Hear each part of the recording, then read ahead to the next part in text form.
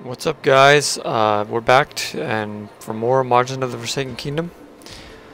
This time we're going to be heading into the final area, and we're going to be attaining our third final mask, which you'll be able to see right here.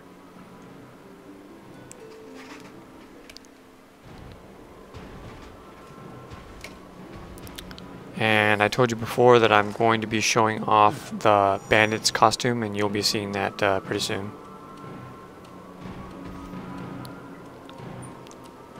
This area can be a little bit confusing because there's some,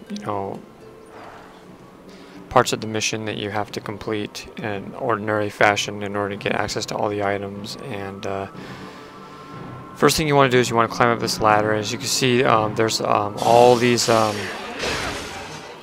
archers, with exploding arrows that are up there that can, knock you off the ledge a lot of times. So you've got to be really careful. This last mission is actually probably the most difficult one so far in this area. So you got to be careful. What you want to do is you want to try to aim for the traps that are beside them and immobilize them. And keep doing that. Don't let them, don't let them recover. That's what I tried to do. And then knock them down, and once you knock them down, have Teotl finish them off, because Teotl can easily stomp on them and kill them. Just make sure your aim is good and don't miss, because you're dealing with, walking across, very tiny, skinny ledges and stuff like that. So anyways, here we go. We're going to open up a white chest, and this is actually the Marine's cap.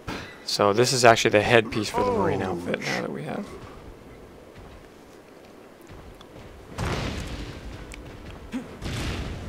And you always want to be careful traversing those narrow panels up there, because you can fall off or you can get hit by a trap or something like that. So keep that in mind.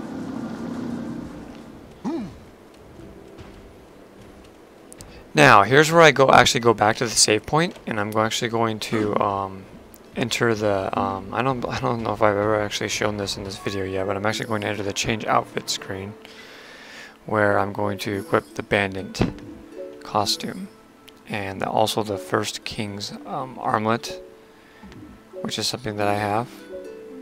And there's the Bandit costume right there, so you can look at it. It looks kind of cool. And I actually show off the stats as well for the full costume that I have equipped. So right now I have actually the I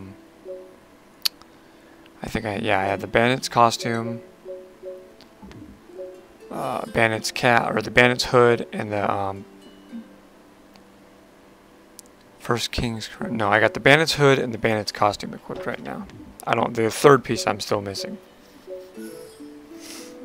And that would be the, what's on the braces or whatever that are on the arms, the armlets. So you can see increase the number of friendship shards from enemies when using combination. So that's what the Bandit costume does, is increases your friendship shards. So you'll be noticing that, as I'm playing through this mission, that I'll be getting more level ups for Teotl. And the last piece of the Bandit costume is we'll be getting that pretty soon, but that actually increases life shards. So when you have the full suit equipped, you actually increase friendship shards and life shards. So as I said before, it's one of the best, most crucial sets in the game as far as leveling up and trying to get that level cap. Now, as you can see, all the enemies have actually respawned. Now this happened only because I went to the change outfit screen. You have to remember that when you go to the change outfit screen, that all of the enemies, puzzles, whatever that you've done in the mission are all basically reset. So you gotta take that into consideration. It's basically just like playing the entire level over again. But I chose to do that anyways because I wanted to get the Bandit's costume.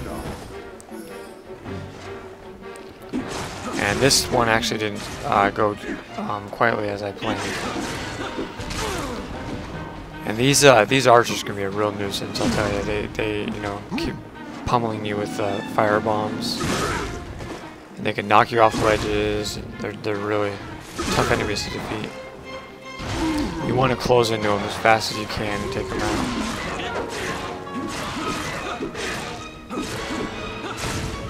You know, try to stay out of their range if possible.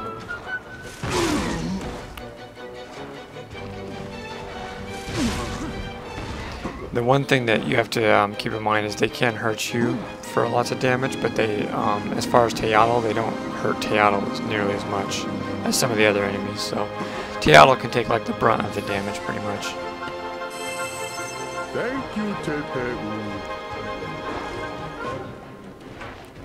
Okay, now we're gonna go back up for a third time and try this one last time.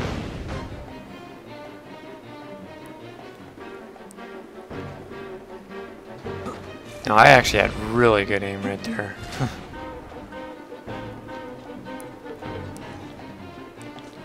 That's what you want to do, is you want to be quick. You want to disable these traps and you want to move as fast as you possibly can. And these jumps are actually, yeah, that was really good aim too. And these jumps are actually, you know, long jumps. You don't want to just regularly jump because you might not, you know, clear it. You want to try to do a long jump across these, you know, panels up above here. These floorboardings. So that takes care of that. All the enemies in this room are now completely destroyed. Now we can focus on moving into the next room after we attain all the chests. And you can see the mask is inside that cage, but there's a certain way you have to, certain thing you have to do in order to acquire it.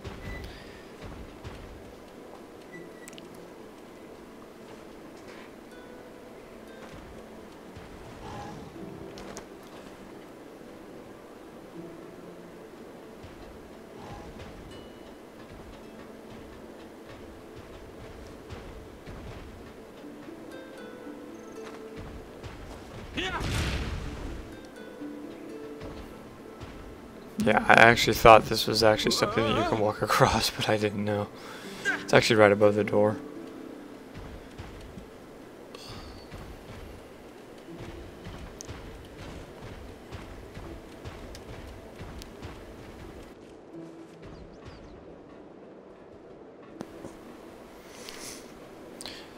So we're going to talk to this little NPC mouse right over here.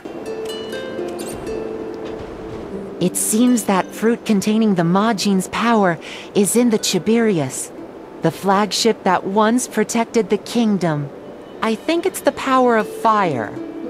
I hear that the Tiberius used to be powered by fire.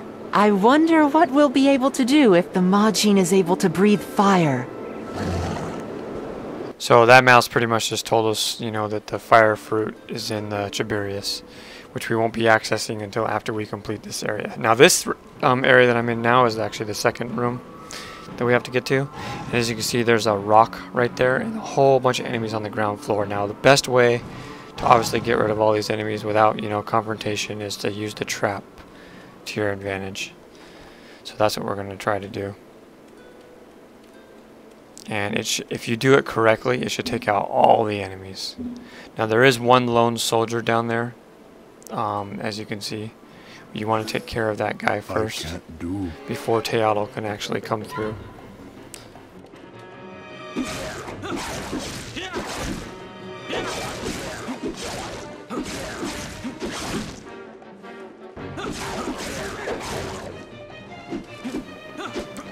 Because all the other enemies are down there.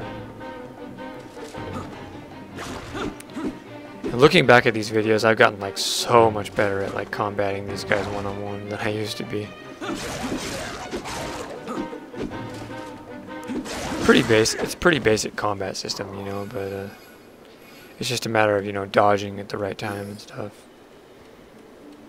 You get better and better at it, then you get to the point where you can actually fight like 2 or 3 of them at once.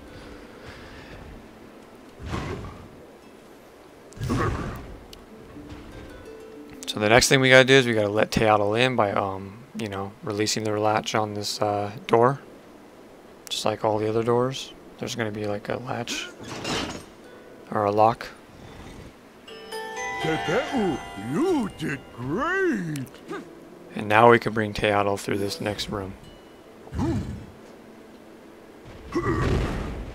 I did great! Yeah, we've heard that like I don't know how many times now.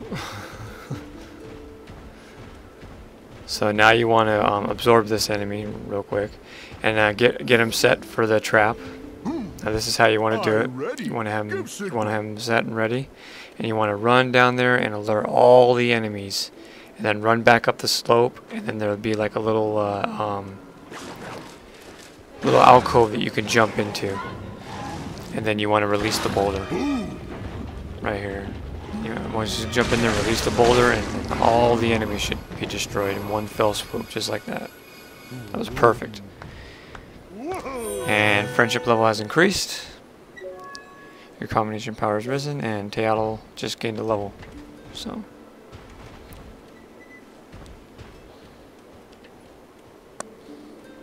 That was all good. Now, as you can see on top of that pillar, there's a strength fruit. So we're going to be getting that. And there's also a chest right over here.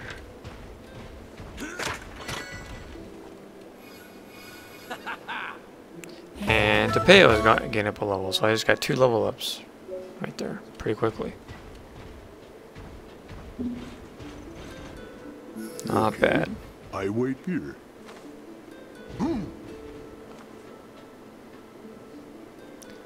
And this area is actually the one area out of this entire section of the game that you can actually get all of the items the first time you're visiting it. There is no backtracking to this area, so that's the good thing about this area. All the other areas you do have to backtrack to get some of the items. This area we can actually complete it, 100%. So there we go, got another strength fruit. Oh yes, and now he has the drop kick ability. I love that ability.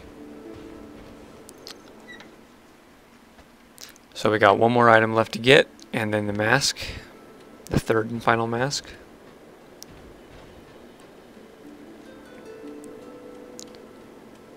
And the last item obviously is the memory shard.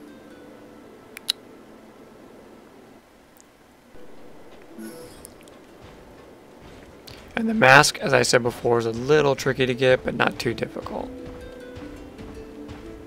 You should have saw those pillars that we saw in the first room coming back up. They had these little blue butterflies surrounding them. Well, you can knock those over with Teotl.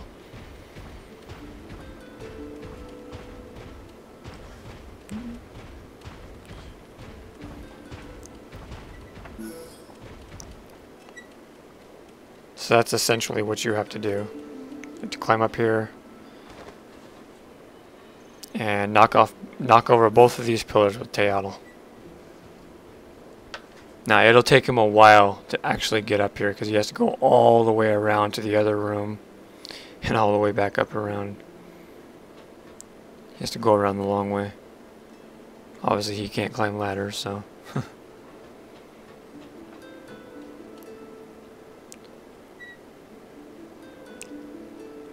I like how in this game though, when you click follow, he actually does follow you. I mean, it's like other games, like, the character might get stuck and stuff, and you have to run back there and grab them. It's just kind of annoying like that. I like in this game where you can just click follow and he'll follow you wherever the hell you're at. So if there's no, obstruction in the way or anything. So now we got to basically push down both these pillars. I ready. Give signal. Okay. I did great!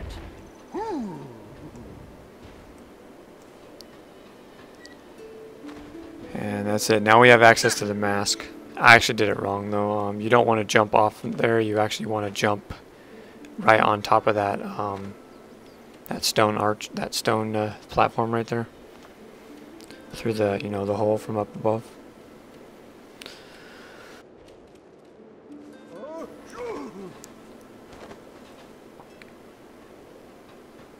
Yeah, just like that. And now you have access to the mask. And that's it. That's the third and final mask. And now the Tiberius stern, or the Tiberius flagship, is now open. The seal's broken. Now we can head on to the final areas and to the boss fight. But we're going to collect one more item here, which is the memory shard, before we backtrack back to the ship. And at this point, this should be your 22nd memory shard. There's actually only I believe two more memory shards to get in this section of the game. There's two more areas actually in the ship, not including the boss room, but there's two more areas that we have to complete.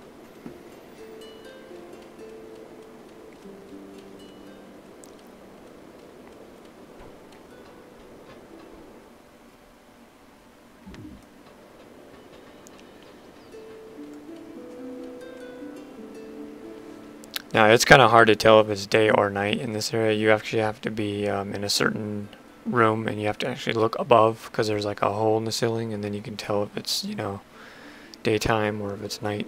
Because obviously it has to be night for you to get the memory shard. And that's kind of where I cut the video at that point. Because now you can see it's kind of dark. Now we just have to find the memory shard.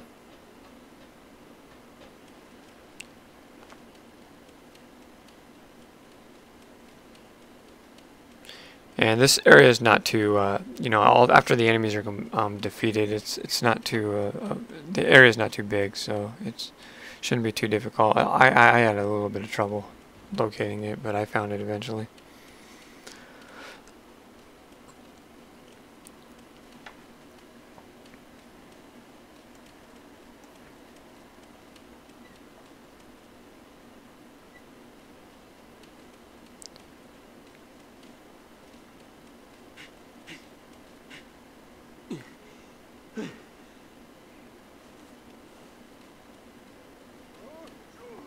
I hate when he runs out of breath like that.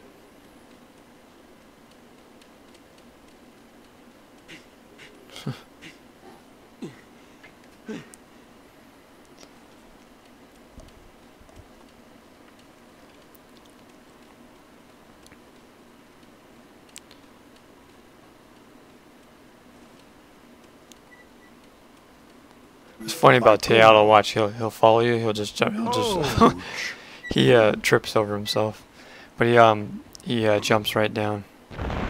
He doesn't have to take any long routes or anything. He just jumps right down. He's right near you.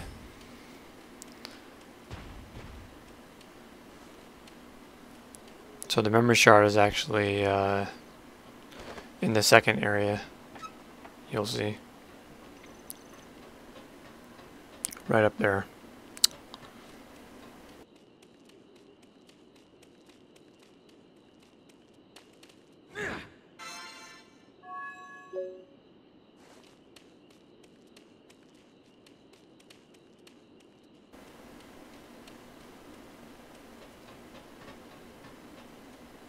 Okay, so that's it. Now we got the memory shard. Now we're heading back. We have to go back through the entire area, through the earth furnace, and through the iron factory. Those two areas to get back to the back to the flagship area, where the flagship is.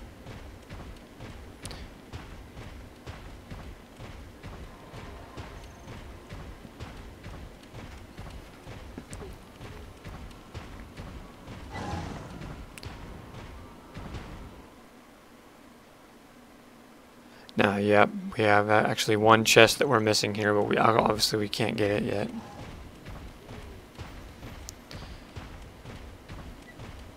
And it's right actually behind those boxes. But we'll be getting it soon enough. And that's the Tiberius right there, that big old ship area. The stern is the first location, and there's one other location after that.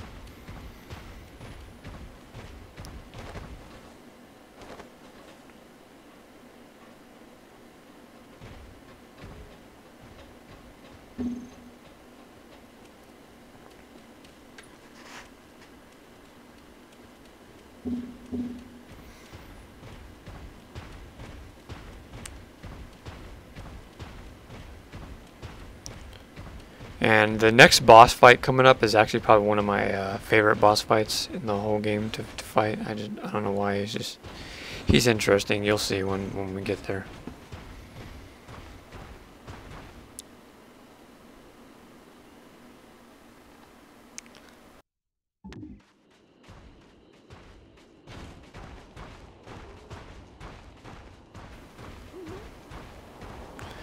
Okay, so now we're heading back, and here's the save point. We're going to save right here.